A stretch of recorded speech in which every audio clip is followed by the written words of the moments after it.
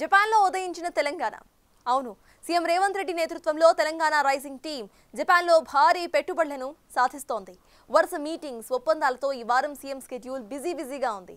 అటు దేశంలోనే నంబర్ 1గా తెలంగాణ పోలీసింగ్, రాష్ట్రం ఆవల సింగరేణి తొలిసారి బొగ్గు గనుల తవ్వకం, గ్రీన్ ఎనర్జీ పాలసీలో భాగంగా బిగ్ డీల్స్, ఇలాంటి మరిన్ని డీటెయిల్స్ ఇవాల్టి సీఎం ప్రోగ్రెస్ రిపోర్ట్లో చూద్దాం.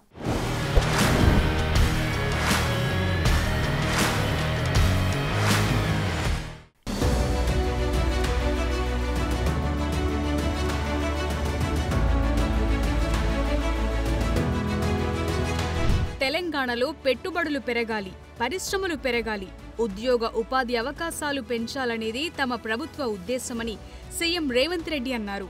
తెలంగాణలో ఐటీ, ఫార్మా రంగంలో సాధించాల్సినంత ప్రగతి సాధించామని, ఇప్పుడు పరిశ్రమలను తెచ్చుకోవాల్సిన అవసరముందన్నారు. జపాన్ పర్యటనలో తాజాగా జపాన్ తెలుగు సమాఖ్య ఏర్పాటు చేసిన తెలుగు వెలుగు పండుగ సంబురాలు కార్యక్రమానికి ముఖ్య అతిథిగా హాజరయ్యారు. తెలంగాణ పోటీ అమరావతి, బెంగుళూరు, ముంబై, చెన్నైతో కాదని, లండన్, టోక్యో వంటి అభివృద్ధి చెందిన నగరాలతోనేనని అన్నారు.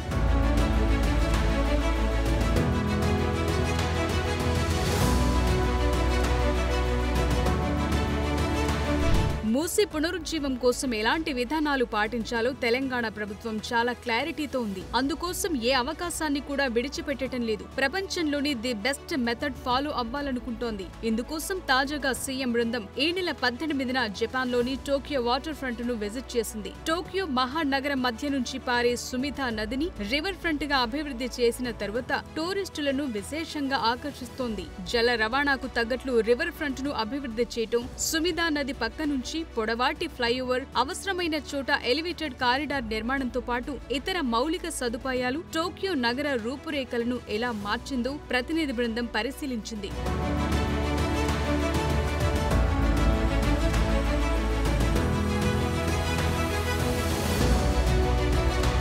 ప్రఖ్యాత తోషిబా కార్పొరేషన్ అనుబంధ సంస్థ తెలంగాణలో కొత్తగా 562 కోట్ల భారీ పెట్టుబడితో మరో ఫ్యాక్టరీని ఏర్పాటు చేయనుంది. సీఎం రేవంత్ రెడ్డి సారథ్యంలోని తెలంగాణ రైజింగ్ ప్రతినిధి బృందం జపాన్ పర్యటనలో భాగంగా ఈ భారీ పెట్టుబడిని పెట్టింది. MNC Toshiba transmission and distribution systems India private limited 562 కోట్లతో సంగారెడ్డి జిల్లా రుద్రారంలో కొత్త ఫ్యాక్టరీని నెలకొల్పేందుకు తెలంగాణ ప్రభుత్వంతో ఒప్పందం కుదుర్చుకుంది. విద్యుత్ సరఫరా, పంపిణీ రంగంలో పెట్టుబడులను, ఆవిష్కరణలను ప్రోత్సహించే లక్ష్యంతో తెలంగాణ ప్రభుత్వం ఈ ఒప్పందం ద్వారా ముందడుగు వేసింది. లేటెస్ట్ టెక్నాలజీని ఉపయోగించే ఈ కొత్త ఫ్యాక్టరీ విద్యుత్ రంగంలో పెరుగుతోన్న డిమాండ్ను తీర్చడమే కాక పెద్ద సంఖ్యలో ఉద్యోగ అవకాశాలను సృష్టించనుంది. తెలంగాణ ప్రభుత్వం అనుసరిస్తోన్న పారిశ్రామిక విధానాలు ఆకర్షించడంతోనే పెట్టుబడికి ముందుకొచ్చినట్లు తోషిబా ప్రకటించింది.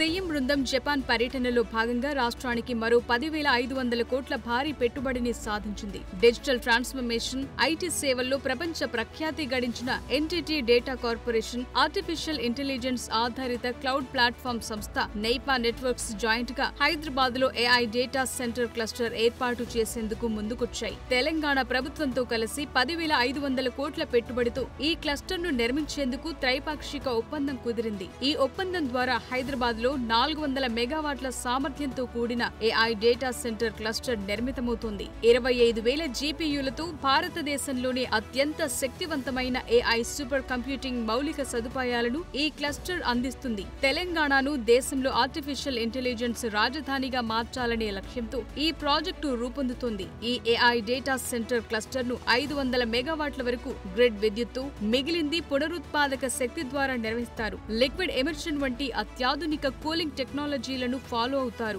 ఈ ప్రాజెక్టును ఉన్నత ESG ప్రమాణాలతో అభివృద్ధి చేస్తారు. తెలంగాణలోని విద్యా సంస్థలతో భాగస్వామ్యంతో ఈ క్యాంపస్ ఏఐకి బూస్టప్ గా మారనుంది. ఇప్పటికే AWS, STT, Tillman holdings, CTRLS వంటి దిగ్గజ కంపెనీల డేటా సెంటర్లతో ఎన్టీటీ డేటా ఒప్పందంతో హైదరాబాద్ దేశంలో ప్రముఖ డేటా సెంటర్ హబ్ గా మరింత బలపడింది.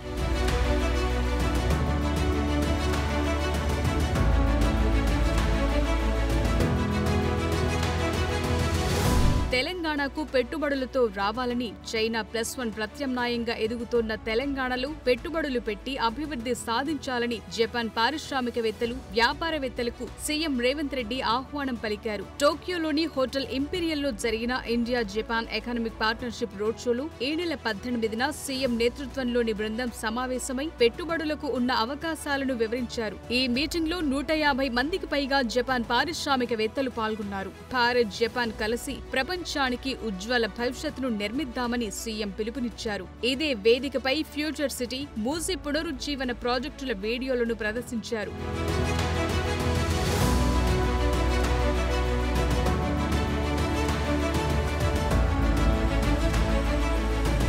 జపాన్ పర్యటనలో భాగంగా సీఎం రేవంత్ బృందం ప్రఖ్యాత టోక్యో మెట్రోను సందర్శించింది. 9 లైన్లతో సమర్థంగా నిర్వహిస్తున్న టోక్యో మెట్రో అత్యాధునిక సామర్థ్యం, లేటెస్ట్ టెక్నాలజీ వాడకాన్ని పరిశీలించారు. స్థానిక ప్రయాణికులతో పాటు అంతర్జాతీయ పర్యాటకులకు అందుతోన్న సేవలను స్టడీ చేశారు. ఈ క్రమంలోనే హైదరాబాద్ మెట్రో రైల్ 2వ దశ విస్తరణకు సంబంధించిన ప్రణాళికలను రూపొందించే క్రమంలో ఈ టెక్నాలజీని స్టడీ చేస్తున్నారు.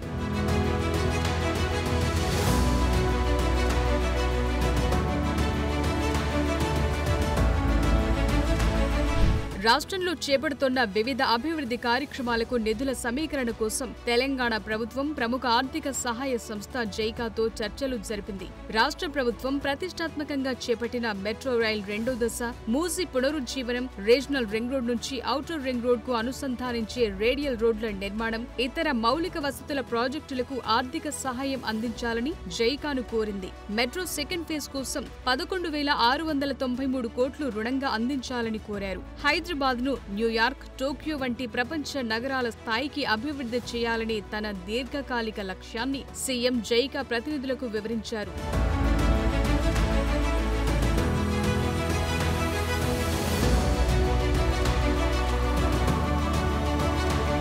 సీఎం రేవంత్ రెడ్డి నేతృత్వంలోని తెలంగాణ రైజింగ్ ప్రతినిధి బృందం జపాన్ పర్యటనలో తొలి రోజునే కీలక పెట్టుబడి ఒప్పందాలను కుదుర్చుకుంది. జపాన్ కు చెందిన వ్యాపార దిగ్గజం మరుబెని తెలంగాణలో పెట్టుబడులకు ముందుకొచ్చింది. హైదరాబాద్ ఫ్యూచర్ సిటీలో నెక్స్ట్ జనరేషన్ ఇండస్ట్రియల్ పార్కును ఏర్పాటు చేసేందుకు మరుబెని ఓకే చెప్పింది. మరుబెని కంపెనీ మొదట 1000 కోట్ల ప్రారంభ పెట్టుబడితో ఈ ప్రాజెక్టును చేపట్టింది. ఫ్యూచర్ సిటీలో 600 ఎకరాల్లో దశల వారీగా ప్రపంచ స్థాయి నెక్స్ట్ జనరేషన్ ఇండస్ట్రియల్ పార్కును అభివృద్ధి చేసేందుకు ప్రతిపాదనలు రూపొందించింది. దీని ద్వారా 5,000 కోట్లకు పైగా పెట్టుబడులను ఆకర్షించే అంచనా ఉంది. ఫ్యూచర్ సిటీలో ఏర్పాటయ్యే ఈ పార్కుతో తెలంగాణలో సుమారు 30,000 ప్రత్యక్ష, పరోక్ష ఉద్యోగ అవకాశాలు లభించే ఛాన్సెస్ ఉన్నాయి. మరుబెని ప్రపంచ వ్యాప్తంగా 65 దేశాల్లో 410కి పైగా గ్రూప్ కంపెనీల ద్వారా వ్యాపార కార్యకలాపాలు నిర్వహిస్తోంది. అటు టోక్యోలోని వ్యాపార దిగ్గజం సోనీ కార్పొరేషన్ ప్రధాన కార్యాలయాన్ని సీఎం సందర్శించారు. సోనీ కార్పొరేషన్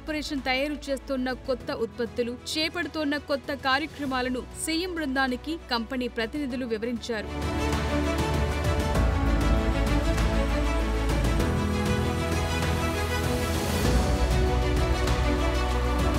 5 లక్షల మంది యువతకు ఉపాధి కల్పించే లక్ష్యంతో పుప్పాలగూడ పరిసరాల్లో మొదటి దశలో 450 ఎకరాల్లో ఐటీ నాలెడ్జ్ హబ్ ఏర్పాటు చేయాలని మంత్రివర్గ ఉపసంఘం నిర్ణయించింది. దీని ద్వారా హైదరాబాద్ ప్రగతి మరింత వేగవంతమవుతుందన్న అంచనాకొచ్చింది. ఈ నెల 17న సచివాలయంలో డిప్యూటీ సీఎం భట్టి విక్రమార్క అధ్యక్షతన మంత్రులు శ్రీధర్ బాబు, పొంగులేటి శ్రీనివాసరెడ్డి, సిఎస్ శాంతికుమారి, పరిశ్రమలు, రెవెన్యూ శాఖల ఉన్నతాధికారులతో సమీక్ష నిర్వహించారు. పుప్పాలగూడ పరిసరాల్లో ఎమ్మెల్యేలు, ఎంపీలు, ఐఏఎస్ అధికారులు, రెవెన్యూ అధికారులు, పలు సొసైటీలకు దాదాపు 200 ఎకరాలను గతంలో ప్రభుత్వం కేటాయింపులు చేయగా ఇటీవల సుప్రీంకోర్టు వాటిని రద్దు చేసింది. ఈ భూమి పక్కనే టీజీఐఐసీకి చెందిన మరో 250 ఎకరాలు ఉండడంతో ఇక్కడ ఐటీ నాలెడ్జ్ హబ్ అభివృద్ధి కోసం మొత్తం 450 ఎకరాలు అందుబాటులో ఉన్నాయని గుర్తించారు.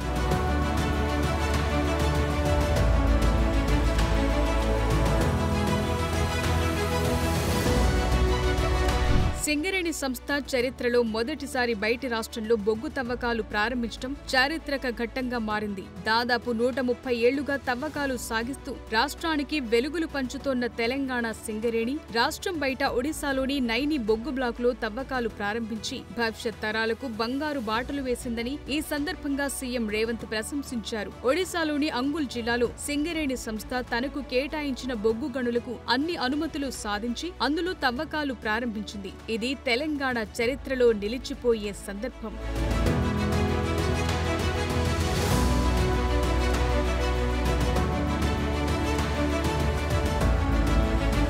అత్యుత్తమ పనితీరులో తెలంగాణ పోలీసు శాఖ దేశంలోనే అగ్రస్థానంలో నిలిచింది. ఇండియా జస్టిస్ రిపోర్ట్ 2025 ప్రకారం 1 కోటి కంటే ఎక్కువ జనాభా ఉన్న 18 రాష్ట్రాల్లో పోలీసింగ్ విషయంలో తెలంగాణ పోలీసు శాఖ తొలి స్థానంలో నిలిచింది. Tata trust, centre for social justice, common cause వంటి ప్రఖ్యాత సంస్థలు రూపొందించిన ఈ నివేదికలో తెలంగాణకు గుర్తింపు దక్కటం రాష్ట్ర పోలీసుల కృషికి నిదర్శనమన్నారు సీఎం రేవంత్. ఈ శాఖ ప్రస్తుతం సీఎం దగ్గరే ఉంది. పకడ్బందీగా నిర్వహిస్తూ ఎప్పటికప్పుడు పోలీసులకు దిశానిర్దేశం చేస్తుండటంతో ఈ ఘనత సాధ్యమైంది. శాంతి భద్రతలు కాపాడటం, నేరాల నియంత్రణ, కేసుల నమోదులో పారదర్శకత ఇవన్నీ ఫస్ట్ ప్లేస్ లో రావటంలో కీలక పాత్ర పోషించాయి.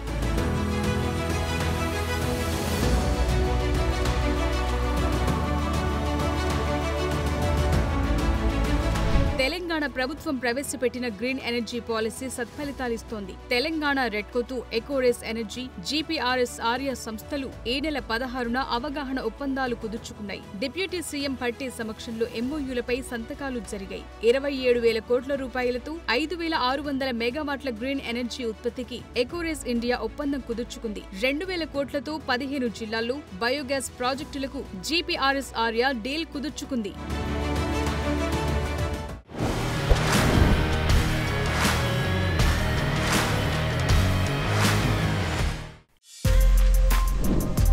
For more videos like this, subscribe Big TV channel.